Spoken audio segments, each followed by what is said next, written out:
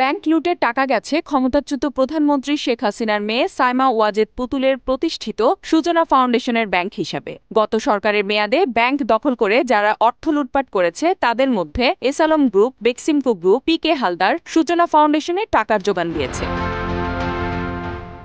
S আলমের দখলে থাকা ইসলামী ব্যাংক ও ইউনিয়ন ব্যাংক থেকেও সিএসআর এর টাকা গেছে এই ফাউন্ডেশনের হিসাবে। এর বাইরে আরও কয়েকটি বড় গ্রুপ থেকেও টাকার যোগান দেওয়া হয়েছে। আর্থিক প্রতিষ্ঠান ও ব্যাংক লুটের দায়ে অভিযুক্ত পি.কে হালদারও সূচনা ফাউন্ডেশনে টাকা দিয়েছেন। সংশ্লিষ্ট সূত্রে এসব তথ্য জানা গেছে।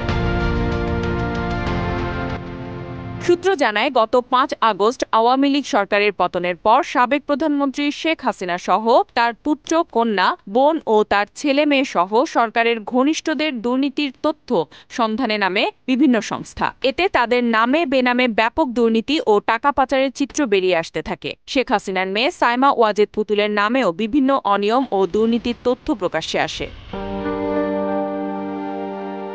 দুর্নীতি দমন কমিশন দুদক পুতুলসহ শেখ পরিবারের ৬ সদস্যের বিরুদ্ধে তথ্য গোপন করে রাজুকের পূর্বাচল প্রকল্পে প্লট নেওয়ার অভিযোগে মামলা করে। পুতুলের সূচনা ফাউন্ডেশনের অনিয়মও তদন্ত করছে সরকারের একাধিক সংস্থা। এর মধ্যে বাংলাদেশ আর্থিক গোয়েন্দা ইউনিট BFIU সূচনা ফাউন্ডেশনের ব্যাংক হিসাব জব্দ করেছে। একই সঙ্গে প্রতিষ্ঠানটির হিসাবে সব ধরনের লেনদেনের তথ্য চেয়েছে।